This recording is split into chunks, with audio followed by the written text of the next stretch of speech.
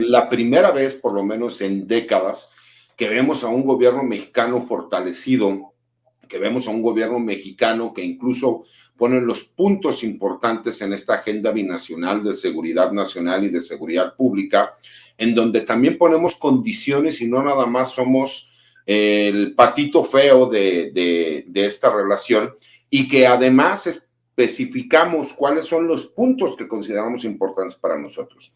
Es la primera vez, como tú lo dices, que se hace de forma global el entender que venir a descabezar única y exclusivamente carteles de la droga, lo único que hizo fue convertir en un monstruo de 1000 cabezas los pequeños ahora grupos regionales criminales que se tienen en el país y que desafortunadamente tienen control territorial, porque incluso ha cambiado la forma en que estas estructuras criminales operan. Antes lo que buscaban ellos eran las rutas para las drogas, para poderlas pasar hacia los Estados Unidos, y ahora lo que buscan es tener control territorial, y ya se dedican también a otro tipo de negocios, como todos conocemos, criminales, como la extorsión, el cobro de piso, el secuestro, etcétera, etcétera, etcétera. Porque como bien lo dices tú dentro del análisis, para que la gente lo pueda entender, las estructuras de los grupos criminales son como los de una empresa. Existe un consejo de administración, ese consejo de administración es quien toma las decisiones de qué se tiene que llevar a cabo, y existe el personal administrativo, si quieren llamarlo así, y operativo, que se dedica a hacer otro tipo de cuestiones y de cosas. Y que todo lo pudimos ver en las declaraciones que en su momento hizo el Marro, ¿no? Este líder del cártel de Santa Rosa, que manejaba su control y poder territorial en el estado de Guanajuato, como dijo que si era necesario, él pediría el apoyo de los grandes señores del norte. ¿Por qué? Porque la gente tiene que entender que debido y relacionado a esta lucha, ¿no? Famosa guerra de Calderón contra el crimen organizado, que todos sabemos que fue desviar la atención de lo que había sido el robo de la presidencia de la República para tratar de legitimar a su gobierno. Lo que terminó sucediendo fue que saca a las Fuerzas Armadas a librar una guerra por la cual sigue habiendo 233 elementos militares que están siendo procesados o sentenciados, pero sin una estrategia en específico, y aparte sin entender la gravedad del problema, porque no era lo mismo los 8 grupos criminales transnacionales y poderosos que existían a lo mejor en ese momento y que pudieron llamarse la empresa o la confederación, y que ellos hacían trabajo organizado de acuerdo a las regiones del país que manejaban, a terminar convirtiéndolo en 68 grupos criminales distintos que obviamente diversificaron las actividades ilícitas. Y creo, para mí, es muy importante tu punto de vista. ¿Por qué? Porque para que la gente lo sepa y lo conozca, no solo conoces a la gran mayoría de las personas que a lo mejor hoy están tomando ese tipo de decisiones, sino que has sido maestra y asesora de muchos de los que ahora están en puestos claves, porque la experiencia que tú has tenido en todo este tipo de temas, pues obviamente pues, la has adquirido a lo largo de una gran carrera, ¿no?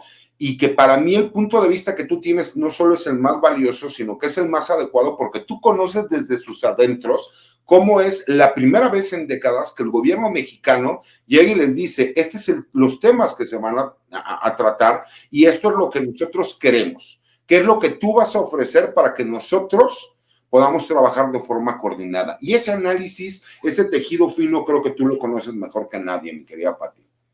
No, claro, y es realmente pues algo que debe llamar mucho la atención, porque pese a que los críticos del gobierno y del presidente López Obrador insisten en denostarlo y en denostar sus capacidades y sus habilidades como estadista, la realidad es que pese a los altos costos, el presidente López Obrador ha sabido, bueno, el gobierno del presidente López Obrador, ponerle a la cabeza, ha sabido pues manejar a Estados Unidos y reducir los costos para la relación que en otro momento hubieran sido más significativos.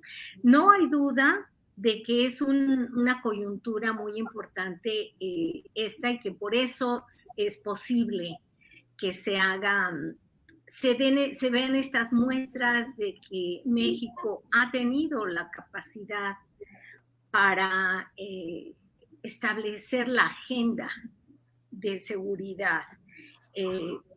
Todos sabemos que para el presidente Biden es un momento muy difícil por la cuestión de migratoria y se ve muy presionado domésticamente para abordar ese tema de la mejor manera para ellos, que significa frenar la migración. Eso ha significado que México, por su posición geopolítica, adquiera una relevancia enorme y que pueda utilizar esa relevancia como palanca para establecer sus preferencias políticas en este caso, como lo vimos ayer. La diferencia de objetivos entre México y Estados Unidos era muy obvia durante estos 3 años, pese a que sabemos que para Estados Unidos uno de sus objetivos principales relacionados con México es que haya estabilidad. Sin embargo, como que de repente se les olvidó que tanta muerte, que tanta violencia, pues no es favorable para la estabilidad nacional. Así que finalmente se ha aceptado del lado estadounidense que la pacificación de México es prioritaria, ¿okay? Antes que todo. Así es. Sí. Así es, mi querida Pati, pero además que ha sido aceptado de buena forma y de buena manera. ¿Por qué? Porque México también ya pone condiciones, ¿no? ¿Sí? Ya de entrada, uno de los puntos que ellos es importante es el decir, ¿cómo puede ser posible que no nos dejen que la DEA venga a hacer lo que quiera en suelo mexicano? No, señores, aquí hay reglas y las reglas tienen que ser de acuerdo a las mismas leyes mexicanas. De acuerdo a lo que establezcamos en esta agenda de seguridad nacional binacional y en donde nosotros no seamos única y exclusivamente quienes reciben órdenes por parte del gobierno de los Estados Unidos, porque nosotros también tenemos exigencias y gran parte de esas exigencias es que las drogas llegan a su país, pero las armas llegan al nuestro. Que ustedes tienen a los adictos, pero nosotros ponemos a los muertos. Y no puede ser posible, porque todos tuvimos la oportunidad de ver estos videos allá en Filadelfia, cómo ha llegado un momento en que la misma sociedad norteamericana, en la cual se tiene contabilizado cerca de 30 millones de personas adictas a las drogas, sí, pero ya cuando hablamos de un adicto, es una persona que ya tiene un problema de drogadicción demasiado fuerte. Aunque los datos manejan que son cerca de 58 millones de adictos en los Estados Unidos. Es por lo mismo también que ellos ya lo ven como una cuestión de salud pública y que saben que si no trabajan en conjunto con México, pues obviamente México no va a seguir haciendo trabajo sucio a los Estados Unidos y por eso para las personas que no entienden cuál es la estrategia, esta estrategia es integral, no es nada más salir a tirar plomazos por tirar plomazos, es atacar de raíz cuáles son las problemáticas. Y por lo mismo vimos que el gobierno mexicano, por medio de la representación de la Secretaría de Relaciones Exteriores, va a los juzgados norteamericanos y presenta una demanda por daño moral, si me explico, en contra de esto. Así es, al grado de que el mismo gobierno de los Estados Unidos piensa replicar esa demanda en contra de estas armadoras, ¿no? De armamento.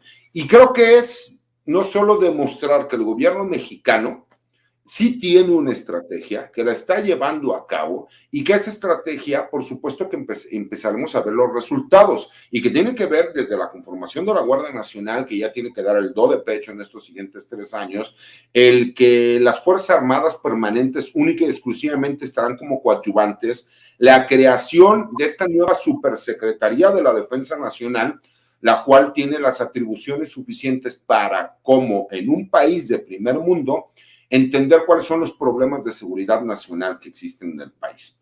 Y que tú hiciste un análisis que me gustó mucho el otro día de cómo se han estado enfocando, pero de forma integral realmente en este trabajo. Y eso es lo que me gustaría que nos compartieras, mi querida Pati. Bueno, Algunas personas no tomaron nota de que ayer, en la sesión bilateral de alto nivel, también se encontraba presente Luis Rodríguez Bucio, el comandante de la Guardia Nacional. Pero eso es significativo porque pese a que muchos pensaban que eso iba a ser un gran problema para Estados Unidos, que se utilizara la Guardia Nacional para combatir a las organizaciones criminales, la realidad es que Estados Unidos haría lo mismo si estuviera en la misma situación en la que está México. Hay que recordar que el 6 de enero, cuando hubo ese ataque de estadounidenses trumpistas en el Congreso de Estados Unidos, pues se utilizaron a todas las fuerzas disponibles, incluso a la Guardia Nacional. Así que eso por un lado. Otros dos factores contribuyen a que las estrellas se hayan alineado a favor de México, es que el presidente López Obrador tiene una legitimidad y una habilidad y astucia que no la tenían los presidentes anteriores para lidiar con Estados Unidos. Él sabe que tiene legitimidad y que habla a nombre de la mayoría de los mexicanos, y eso lo sabe el gobierno de Biden. Ellos lo saben.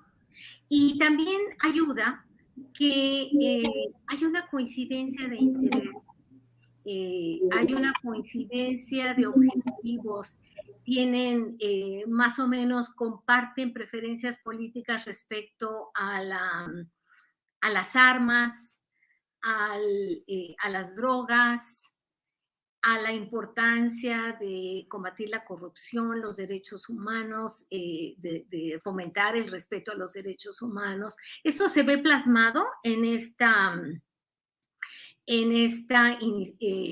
entendimiento bicentenario. Pero es interesante lo que dices, cómo México logró imponer su agenda o persuadir a Estados Unidos de adoptar su agenda. Quiero comentarles una anécdota. En una ocasión participé en una reunión para asesorar, para apoyar a un gobierno centroamericano a diseñar una estrategia de seguridad. Yo estaba en el equipo de Estados Unidos y recuerdo que no había coincidencia de objetivos ni de cómo lograrlo. Los representantes de este país insistían en hacerlo de una manera y los representantes del Departamento de Defensa de Estados Unidos insistían en otra. Y simplemente se nos dio la instrucción de que no aceptáramos lo que decía este país. Era su estrategia, era su plan. Sin embargo, no se aceptó hasta que ellos se dieron y aceptaron la agenda de Estados Unidos. Esa es una muestrita entre tantas que conocemos de que Estados Unidos no fácilmente cede ante algo que no está de acuerdo. Entonces aquí vemos que sí hubo, no quiero hablar de ceder porque tiene una cierta connotación negativa, sino que se dio cuenta que esta es la mejor manera de lograr los objetivos conjuntos. Así que eso es muy importante que lo hayas mencionado. Y mencionaste también la cuestión de las actividades de la DEA en México y del enojo por parte de México. Fue una actitud, creo yo, que es bastante racional, y cualquier otro país haría lo mismo, especialmente Estados Unidos, si hubiera otra agencia antidrogas o agencia de inteligencia que estuviera actuando de la forma que la DEA ha actuado en México. Si bien se les puso ciertos límites, no ha terminado la cooperación en materia de inteligencia. pero se ha, pues digamos, limitado, se ha conformado un marco que muestra mucho más reciprocidad, mucho más respeto mutuo y de las soberanías, especialmente la soberanía de México, ¿verdad? Así que creo que sí es un gran avance. Vamos a ver, como tú sabes, este no es todavía digamos, no es un acuerdo, no es un tratado, es un plan para conformar un plan de acciones concretas más o menos hacia enero. ¿Okay? Así que, pues tú vas a seguir en este tema, tenemos que continuar analizando y viendo, por ejemplo, qué avances se logran en el tema de las armas. Tú sabes muy bien, siendo un estudiante estudioso y un experto en los temas de las Fuerzas Armadas, que ese es un gran problema, el flujo de las armas ilícitas que se compran en Estados Unidos, se meten de contrabando a México y acaban en las manos de las organizaciones criminales. Así es, mi querida Patti, pero fíjate,